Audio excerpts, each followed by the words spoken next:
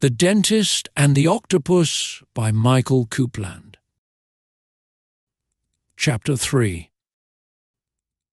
The dentist slammed down his brakes, making the car squeak, skid and go little skew-whiff on the tarmac.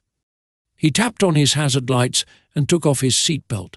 His hands were shaking and his forehead released a waterfall of sweat.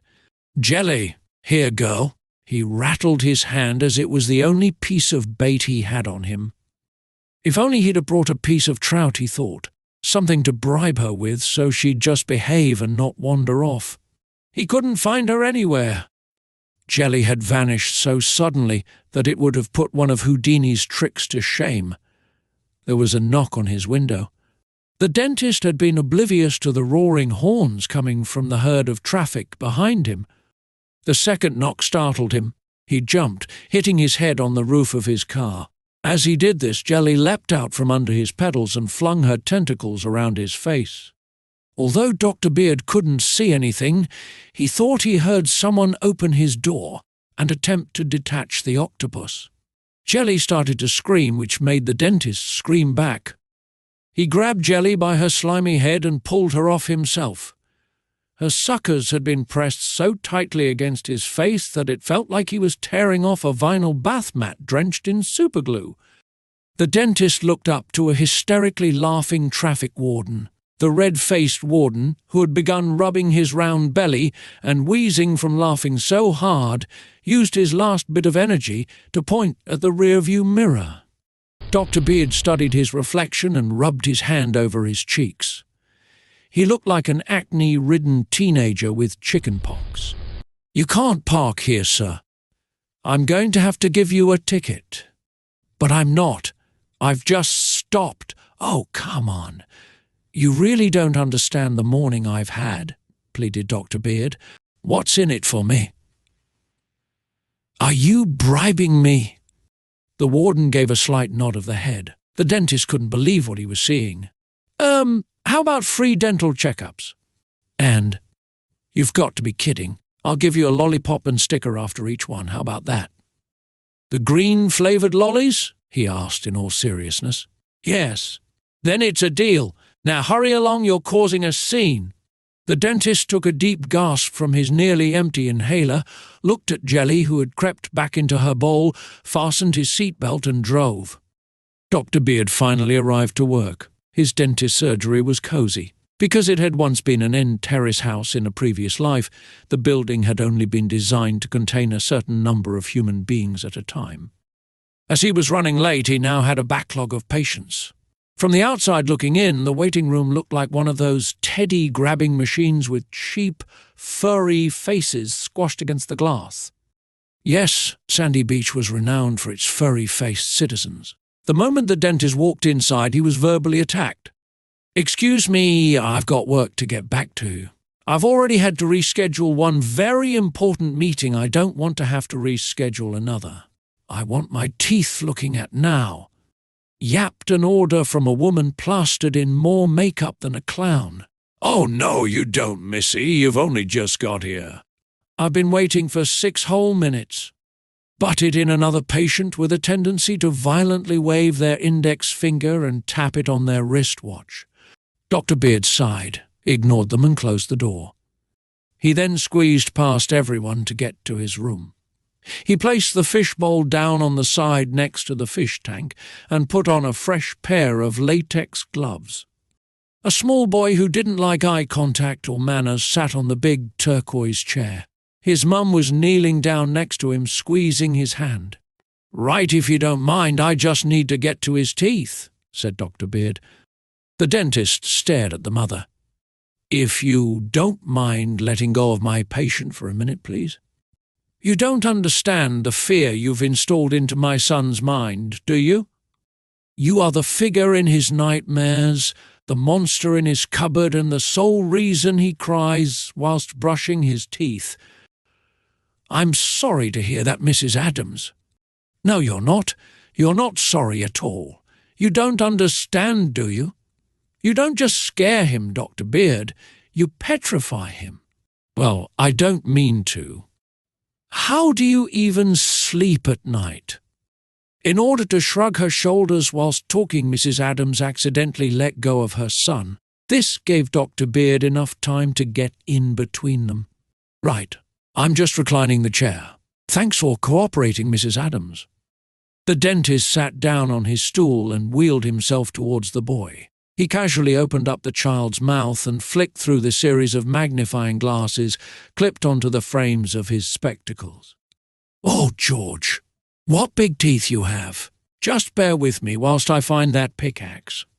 George began to scream, tears squirted everywhere, and his nose began to run. A slightly disgusted Dr. Beard panicked and searched his top drawer for a tissue.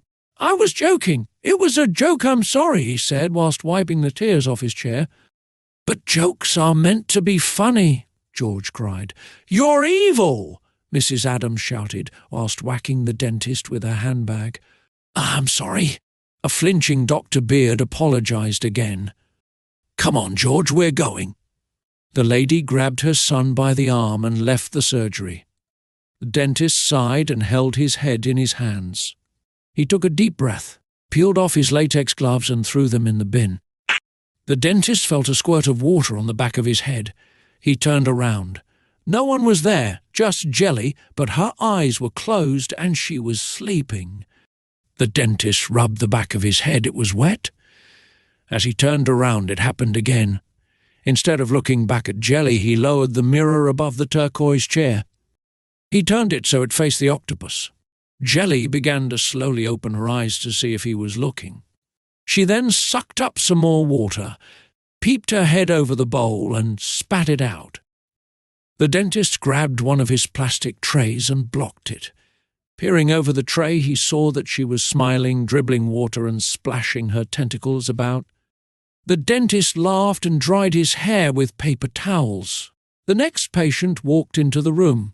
She was a regular who came at least twice a month with an ache, stain or chipped tooth.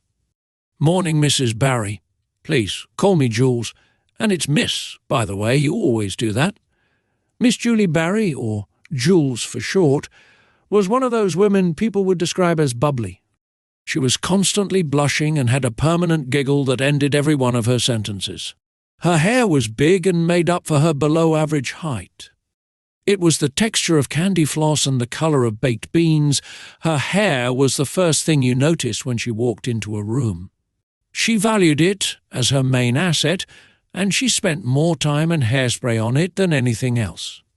She was a little on the chubby side, but she wasn't bothered.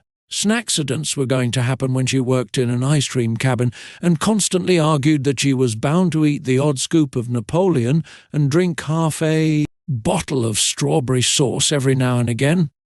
"Take a seat, please, Miss Barry." Jules parked her bottom on the turquoise chair with such force Dr. Beard was worried about her bouncing back up and getting hairspray on his ceiling.